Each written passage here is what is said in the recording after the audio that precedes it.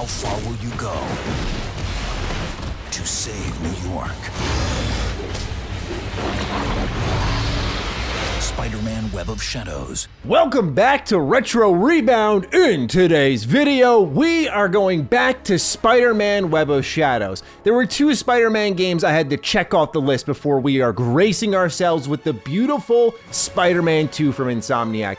And that was Ultimate Spider-Man and Spider-Man Web of Shadows. The commonality between them, Venom involvement, symbiote involvement, we had to check those boxes to prepare our bodies. Now, the thing that's special about Spider-Man Web of Shadows are the choices you can make, the diverging story paths, and how downright hilarious this game is, as I hope to showcase in this video. But this is also what I like to call the people's Spider-Man. It's not the most perfect one you're gonna find out there. If you were to ask me, the best ever made Spider-Man game is Insomniac's Spider-Man game on PlayStation 4, now 5 with the remaster. It is a work of art. Everything I ever wanted in a Spider-Man game packed in there. It's probably my favorite superhero game of all time, right next to Arkham City. Just God tier stuff from Insomniac, so I can't wait for Spider-Man 2. Ahead of our massive Spider-Man retrospective, we had to check one more off the list. It's Spider-Man Web of Shadows. So let's go ahead, don the black suit, and talk about Web of Shadows, shall we? But first, a word from today's sponsor. The following video is brought to you by War Thunder. War Thunder is the free epic multiplayer game that brings together ground vehicles, naval vessels, and aircrafts into one epic battle on PC, Xbox, PlayStation, and Mac. Best of all, it's free, spans across 10 nations, a century's worth of history, and they're not done yet, as I'm here to tell you all about its most recent major update, Sons of Attila, which adds an entire new family of unique Hungarian ground vehicles to the game. In addition, aerial battles have become even more atmospheric thanks to the voice warning systems that they've added, like those in Modern Fighters. Alongside that, visual effects were significantly improved in this update to make the fights feel more realistic than ever before. Combat happens anywhere in War Thunder. Vehicles in this game can span from land, like wheeled armored cars, to the sky as aircrafts battle it out above the clouds. Meanwhile, large naval vessels will duke it out in the sea. So does this sound awesome to you? Download War Thunder for free by using the link in the description. All new players and those who haven't played War Thunder for half a year or more will receive some special bonuses, rentals for the P-40E1 aircraft and M4 tank for a week, alongside free unique skins for them. A special decorator, Eagle of Valor, 100,000 silver lines, 3 premium vehicles for free, a week of premium accounts, and even more gifts. Hurry up, the American vehicle bonus season will end soon.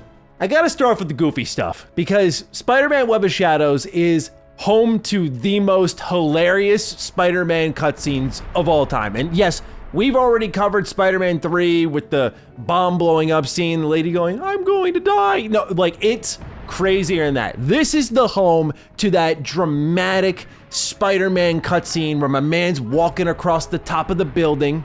It's absolute pandemonium here in New York City. And he's just sobbing, thinking about himself. This is home to the QuickTime event that comes out of nowhere, where Spider-Man gets kicked off a building, or he launches Black Cat off the building and she dies. There are so many laugh out loud moments in this game, and I can't even say, oh, it's the early 2000s energy, although there's a little bit of carryover from, I'd say, like Prototype into Web of Shadows, where you could just feel the spirit of the angsty teen really bleeding into Web of Shadows. And even the voice actor, Mike Vaughn, who played Spider-Man one time, he's actually a separate voice in Spider-Man PS4, which I think is a kind of cool full circle moment. It's hilarious, some of the emotion that's tried to be captured here, like when MJ gives him a gift at the beginning of the game. You're gonna be fine. I love my present. I love my present. Imagine someone handing me a complete box copy here. I love my gift. I love my gift. It's so funny of a video game. Perhaps my favorite moment was when Black Cat is literally convincing you to not be loyal, right? Clearly we have a commitment to MJ. You love your gift. But Black Cat's handing you the keys to the castle, effectively saying, I got a way to take over the city and we'll do it together. She's just starting to hit on you, flirt with you. And this game goes, where are you loyal to? Are you going to wear the red suit? Are you going to stick with MJ? Or are you going black suit? And you're going to be a dishonest man and perhaps one day having to according to the comic book title name, Renew Your Vows, because, yeah, I chose the black suit all the way through in this game. It's continuously amazing. So yeah, this game is hilarious. It's absolutely one of the most entertaining rides you can have when it comes to story in a Spider-Man video game. The whole point of the story is there's a symbiote invasion happening in New York City. And what's really cool about Spider-Man Web of Shadows, it's this multiverse of other heroes showing up. You not only have common ones you'd expect like Black Cat, but you get Luke Cage. You meet Moon Knight in this game. You also get heroes like Wolverine showing up, which to me was a cool throwback because one of the things I've shouted out in Ultimate Spider-Man is one of the first boss fights as Venom is against Wolverine. And it's so fitting that right now Insomniac is working on Spider-Man 2, and probably the game right after that is gonna be Wolverine. So Web of Shadows just speaks so much to what's to come in the Marvel gaming universe, but having all these characters show up in one game was practically unheard of at the time. We were lucky if we got a decent tie-in video game, let alone a standalone one like this in Web of Shadows. But what's also really neat is you can summon these heroes to help you in battle. So if you're aligned with Luke Cage and he really likes you, you can call him in to help you. Same with Moon Knight, same with Black Cat. But as you start making certain choices, your alignment's gonna go one way or the other with these characters, and by the end of the game, you'll have a set of heroes and villains that are either siding with you or are against you. Now, the game, unfortunately, when you beat it, does just end. That's like the one unfortunate part about Web of Shadows, but it is a game that I think needs 2 playthroughs to see the good and the bad. But I will just say straight up one more time that the symbiote suit playthrough, we'll call it, is absolutely some of the most hilarious stuff. Intentionally failed the QuickTime events.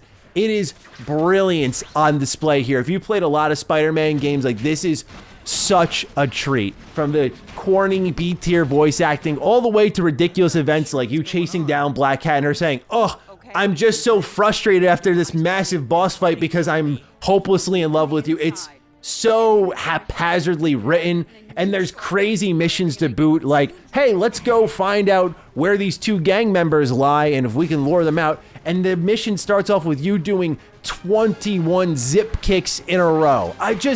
Crazy stuff happening in this game when you look at it from a bird's eye view, and I appreciate it for that. It's not the perfect Spider-Man game by any means. You'll kind of see that when I get into the gameplay.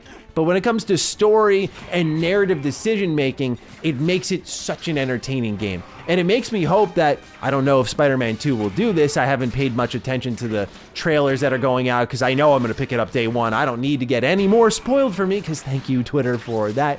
But I don't know if there's going to be choices along the way, but that's something that would be so great to tap into in future superhero games in general. The good guy or the bad guy, and Spider-Man's perfect for that with the red suit and the black suit. But we'll talk a bit about the gameplay, speaking of red suit, black suit. For now, let's take a look at a very expensive, by the way, complete in box copy of Spider-Man Web of Shadows. Here we have a complete in box copy of Spider-Man Web of Shadows for the Xbox 360. I would say this is probably the best place to get the game because the PS3 version doesn't have trophies, so if you want achievements, get the 360 version here. It's the best version to have, in my opinion. Love the cover art here because you see on both Spider-Man's fists, you see the symbiote taking over on one side with Venom, and then you see, of course, Wolverine on the other fist. So right there, you're seeing that Spider-Verse I'm talking about on the front cover. And then on the back, we have great screenshots and costumes, everything here. Just very, very awesome cover art on the front and back. But more importantly, what it says.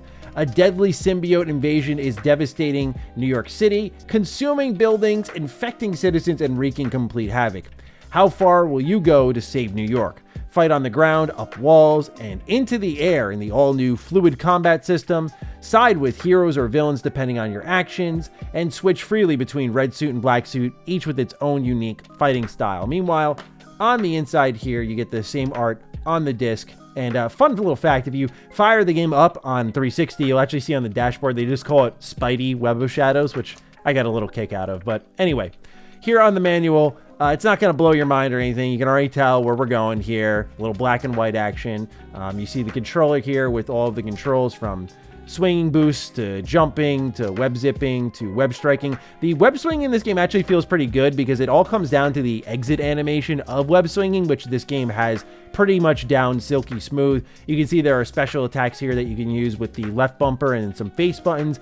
Each suit has their own moves here, like the symbiote suit has this explosive move that's really cool. You'll see they break down the UI, navigating the menus, red or black choices. They say combat and red or black choices determines how the story unfolds. How will the population, including its heroes and villains, react? Will they be allies or adversaries?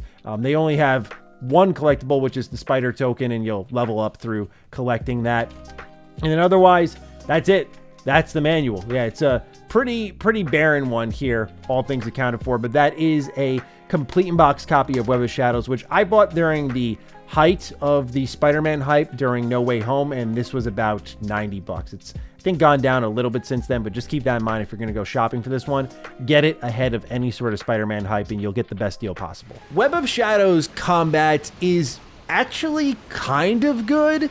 I don't think you need to use the full tool set, but it reminds me a bit of Spider-Man 2, where you could do the stair step on someone and then grind on their face around the world. And you didn't have to do that necessarily. You could have just mashed the X button, the Y button, and got along fine there. But there were style moves that you just wanted to pull off, like hanging someone from a telephone post. That type of stuff was awesome, right? Web of Shadows evokes a lot of that to me. For example, when you switch to the black suit, which you can do this on the fly, even mid-combo, which unlocks a ton of potential there, you can do a kickflip on someone and then slam their face into the ground and then slide them around and knock over other enemies.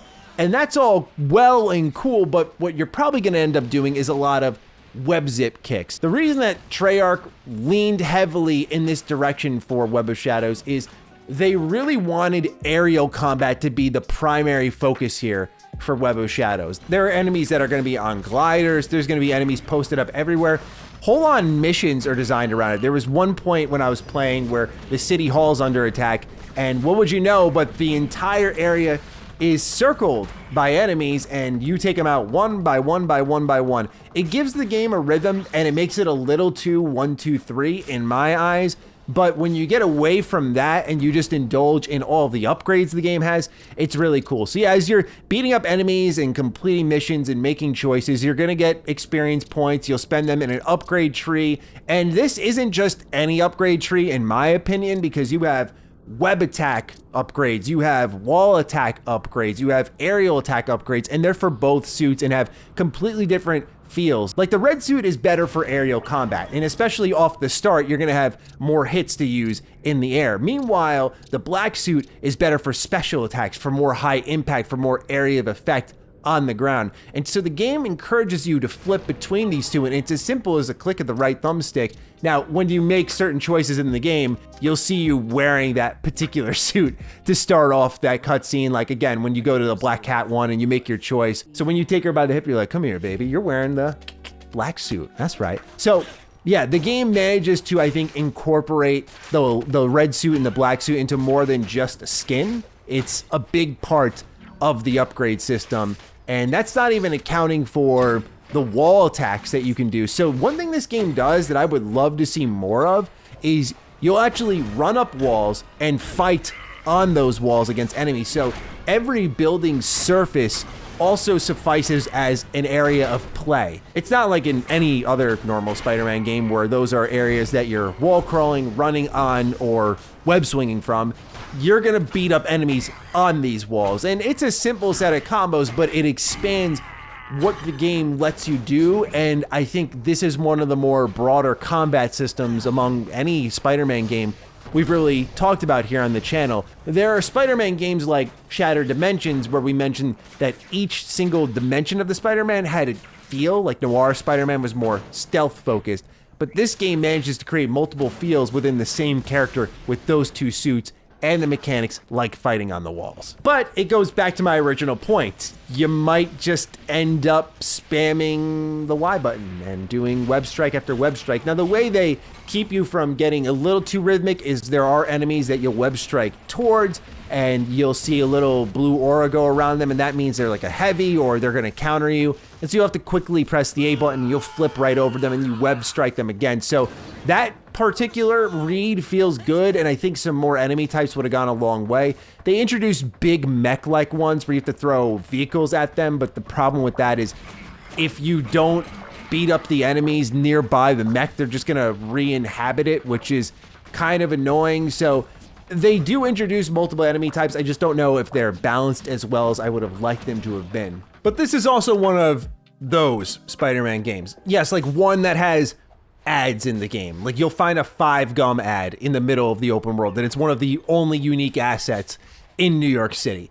It's not a pretty looking game at all, especially for a 360 title. I know you can get it on other systems, but it's not an especially pretty looking game. It's one of those Spider-Man games where, as you can see on screen here, your web does not attach to a building. You can just throw it in the sky, and in fact, you'll see here I'm literally looking up and whipping around, and you can see I'm attached to nothing. And at least in something like Spider-Man 2, there was you had to be attached to something or within the vicinity of something to at least suspend your disbelief enough to think that you were attaching to something. But this game goes full on Raimi Spider-Man game where you are just, as I said in my video on that game, just web swinging and attaching those webs to the wrists of Jesus Christ himself up there. That's what you're doing in this game. It's unbelievable that all these years later, they were still doing this. But you kind of don't care, because this is the game where you can make a choice and kill Wolverine. You can kill Wolverine in Web of Shadows. And that's what I'm talking about, right? I mean, I'm a Spider-Man purist. Do I really care if my webs aren't attaching to the sky or if the game's a little ugly? If I'm able to rip Wolverine in half and cheat on MJ with Black Cat, I mean, just making those choices is insane in a Spider-Man game. Unheard of still to this day with so much comic book license freedom. We still aren't getting really dark, gritty tales outside of some from DC. And no, I'm not talking about just comic books. I'm talking about bringing them to the mainstream on the big screen, in games. Like, that is the type of, if you will, I'm being generous here when I say a gritty tale I'm looking for, the ridiculousness I'm looking for, because there is going to be a time, if we're not already there, where the Marvel games, the DC games, the classic hero stories, there's going to be a bit of fatigue there, and we want to see the moral compass challenged with these heroes. That's what makes them heroes, is when they choose to rise above temptation, when they choose to rise above the easy choice and do something more difficult for the greater good. And obviously in Web of Shadows, it toys with the idea of, you know what if you wanted to just wipe out this gang in the beginning of the game and say to Luke Cage along the lines of, look, job's done. Job's done. You called me for help and the job's done. So yeah, the game doesn't have the most interesting mission variety. You know, you'll be messing around with spider senses for 3 missions in a row. You'll be web zipping for 4 missions in a row. They're gonna give you optional side missions like beating up 75 enemies or collecting these spider symbols around the open world, and you'll hear that same sound effect that's being reused all the way up until Spider-Man Shattered Dimensions. But that doesn't take away from the fact that it's a cool, dumb game. Like, it's not a game you should be oversold, which is the first time I went into it, I was kind of critical of it because it was just like, oh, this is kind of mid. But when you understand that it's just dumb fun Spider-Man, maybe it's because I already knew what the expectations I'd have were going in, so I ended up liking it more. But understanding it's not going to be this incredible, deep, dark, serious Spider-Man game and treating it like a popcorn flick Spider-Man game with crazy choices and replayability, which is unique to look at all the Spider-Man games we've covered on the channel. That's what makes Web of Shadows so wholeheartedly unique and why it's what I call the people's Spider-Man. So ladies and gentlemen, are you fans of Web of Shadow? What's your favorite moment in this absolutely crazy story? Do you enjoy the combat and the missions more than I did? Let me know. Otherwise, looking forward to seeing what you have to say, and I will catch you in the next Retro Rebound. Peace out.